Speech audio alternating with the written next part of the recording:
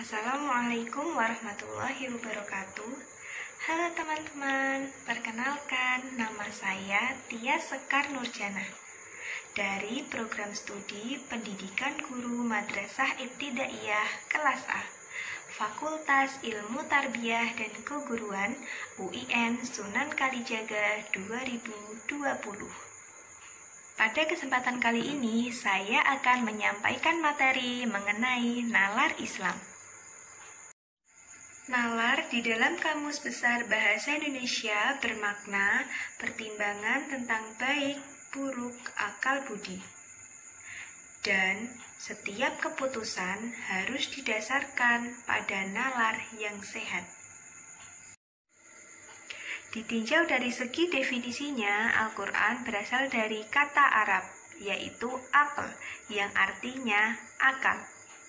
Dalam Al-Quran, akal dipahami saat ini sebagai nalar atau intelek. Perbedaannya bahwa Al-Quran memandang orang yang mengingkari tanda-tanda ayat-ayat Allah sebagai orang yang tidak menggunakan akal, meskipun mereka mampu berpikir. Di samping itu, Al-Quran memandang akal terletak di hati, bukan di otak. Seperti yang disebutkan dalam ayat Al-Quran berikut ini. A'udzu billahi minasy syaithanir rajim. Bismillahirrahmanirrahim. Kadzalika yubayyinullahu lakum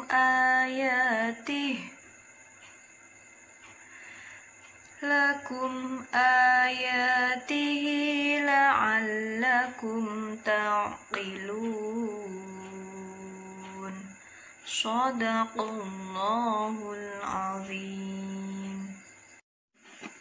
Yang artinya, demikianlah Allah Subhanahu wa Ta'ala menerangkan kepada kalian tanda-tandanya, supaya kalian menggunakan akal kalian.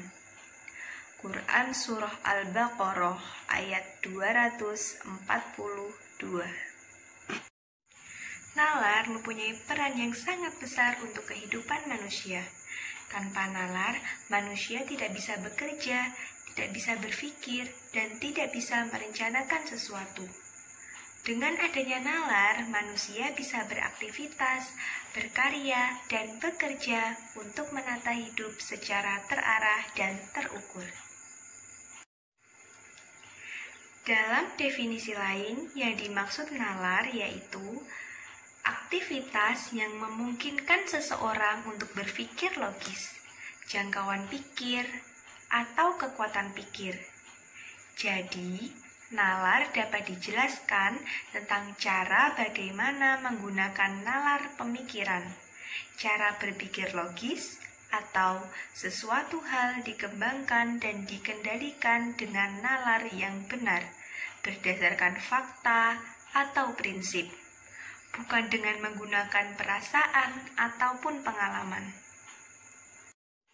Nalar terbagi menjadi dua. Yang pertama, nalar umum, dan yang kedua, nalar Islam. Pada kesempatan kali ini, saya akan membahas mengenai nalar Islam. Aktivitas nalar Islam oleh Al-Jabiri diklasifikasikan secara cerdas kepada 3 kelompok istilah tipikal, yaitu yang pertama, nalar bayani, kedua, nalar irfani, dan yang ketiga, nalar burhani. Yang pertama, nalar bayani. Bayani sebagai suatu sistem pemikiran yang dapat dipahami sebagai suatu pemikiran yang menjadi nas, yaitu Al-Quran dan hadis, ijma' dan qiyas sebagai sumber dasar dalam pengetahuan, terutama dalam menggambarkan ajaran-ajaran Islam. Dalam konteks ini, nalar bayani bertumpu pada pemeliharaan teks atau nas dan oleh karenanya aktivitas intelektualnya berada dalam hegemoni al-asal. Dan nalarnya terkungkung dalam 3 pola pemikiran, yaitu al-instibat, al-qiyas, dan al-istidlal, yang banyak teraplikasikan dalam ilmu nahwu, balaghah, fikih, dan kalam. Nalar bayani bersumber pada teks. Dalam studi Islam, teks dibagi menjadi 2, yakni yang pertama, teks nas, yaitu Al-Quran dan hadis, dan yang kedua, non-teks nas, yaitu karya-karya para ulama. Corak berpikir nalar bayani cenderung deduktif, dari umum ke khusus atau dari teori ke praktis.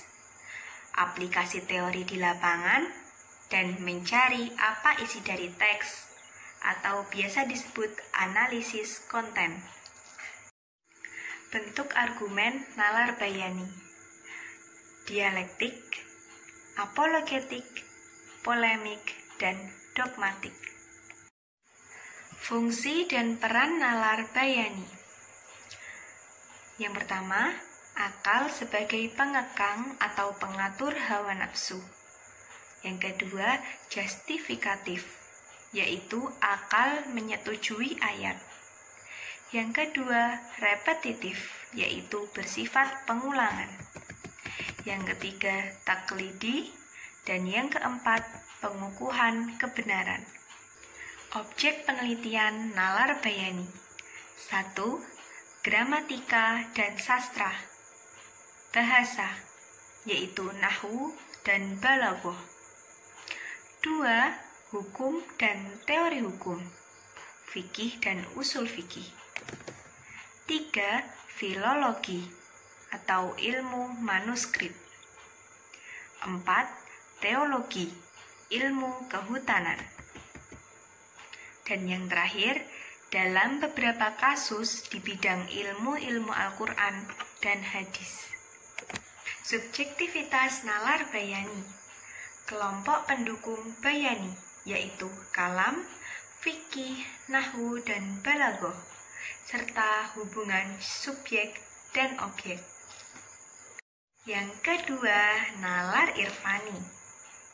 Irfani adalah pengetahuan yang diperoleh dengan olah ruhani, di mana dengan kesucian hati diharapkan Tuhan akan melimpahkan pengetahuan secara langsung kepadanya. Pendekatan irfani bersumber pada intuisi, sehingga menyebabkan munculnya iluminasi. Objek kajian nalar irfani yakni di luar dunia fisik, metafisik, atau supranatural. Dan pendekatan pemahaman irfani yakni pengalaman batin. Metode irfani. 1.